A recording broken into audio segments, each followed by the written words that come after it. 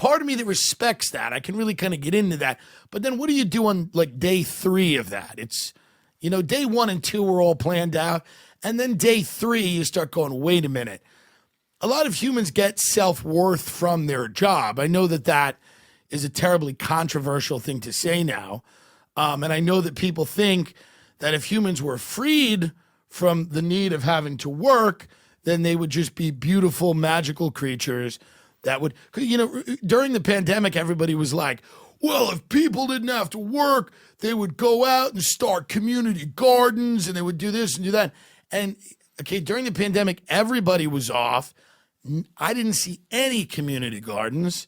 I didn't really see anyone planting anything. And I'm not saying people should work in these shitty conditions and not get paid and get ripped off, which is what's happening. And I'm not saying you should have this massive chasm between certain people that work and other people that work in terms of how much they get paid. But the idea that you could get rid of all work is interesting to me. I don't want to discount it immediately, but I know a lot of people that don't work and aren't doing well. And I don't mean just financially. I mean in every conceivable way. Friends of mine that don't work are on the internet all the time, way too much, almost as much as me, and it's my job. They don't seem happier. They're not in better relationships because they don't work. They don't have better relationships with their family. They're certainly not planting any community gardens. They're not doing much in their community at all. Friends I know that don't work kind of become angry, paranoid people that spend all their time online figuring out why it is that they feel the way that they do. This is my own personal experience. In the same way that friends of mine that work too much are also kind of anxiety-ridden, miserable people. So there's a balance. But let's talk about this article. It's interesting. There's a guy that moved. It's from a Business Insider. That's the rag that just ran that hit piece on Davey Portnoy. And they were going to run a hit piece on me. And one comic, this kid who was an open mic comedian who quit, then went to work for Business Insider, interviewed me. I was down in Florida. He called me. I spoke to him for an hour. The question, Alex Jones and you did a podcast together. What was that about? What was it like? Where do you say some things that anger people? Why do you do it? What is it about? And I sat there in a parking lot smoking cigarettes, suffering through this interview because nobody asks any good questions. Where are you from? Were you always a contrarian? Did you know Alex Jones when you were a baby? They're the worst questions ever because journalists are stupid. They're not journalists. Journalists are people who have white hair and sit in libraries and look at microfiche and they try to solve the Kennedy assassination. Shannon knows, we've had them on the show. They have no money. No one buys their books. No one cares. And they die alone and unfulfilled. Those are journalists. Or they go to like a war-torn country. They run around that country. People shoot at them. They get some guy to give them some story at a cafe.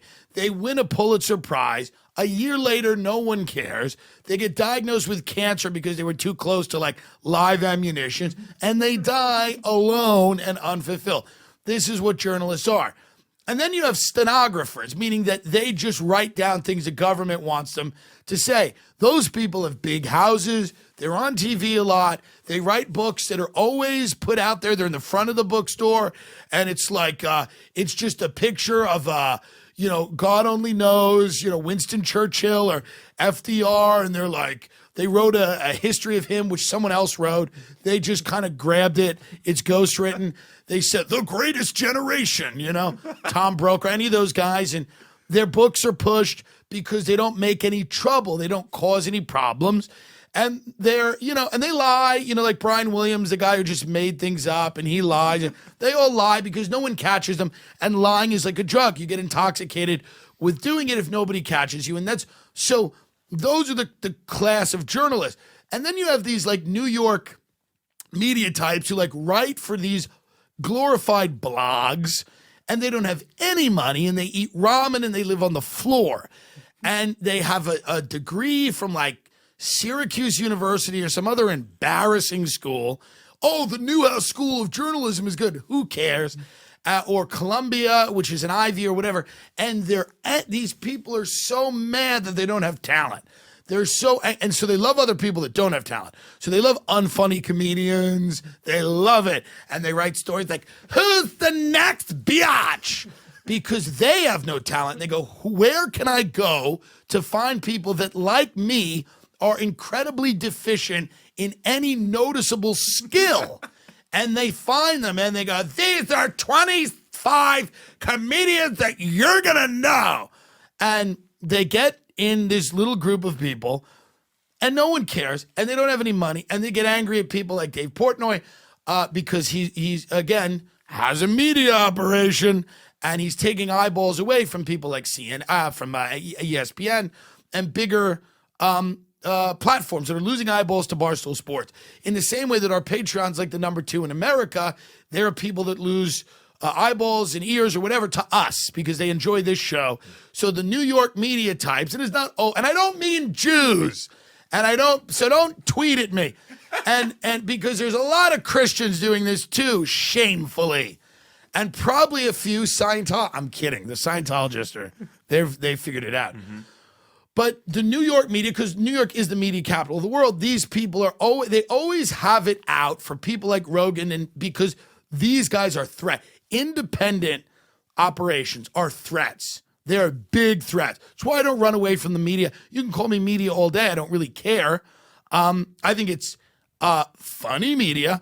If I am media, you just also have to be media sitting at a desk with a suit on working for NBC and the Saudi royal family. You also have to be considered media. If I'm media, you're media. We're all media, baby. So this comic calls me, what's it like to be you? And then I answer all the questions. Then I forget about it completely because I don't care about it. And Business Insider is a rag. But we're going to talk about their anti-work article. But a lot of people have this article, The Guardian, whatever. This is the one that caught my eye. It's a rag. And they write inflammatory stuff like this article is kind of like there's a movement because this is meant to piss off people that are working. They write an article like this. You're like, nobody's working anymore. You are, sucker. And Dave Portnoy's going to spit in your daughter's mouth tomorrow. Dave Portnoy's choking your daughter today. How does that make you feel? You got a wife? Well, Dave Portnoy's choking her.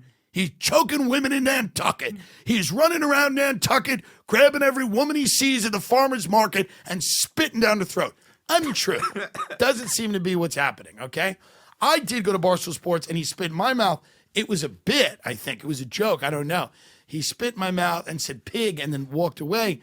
It was jarring but not entirely unexpected, and it was somewhat enjoyable.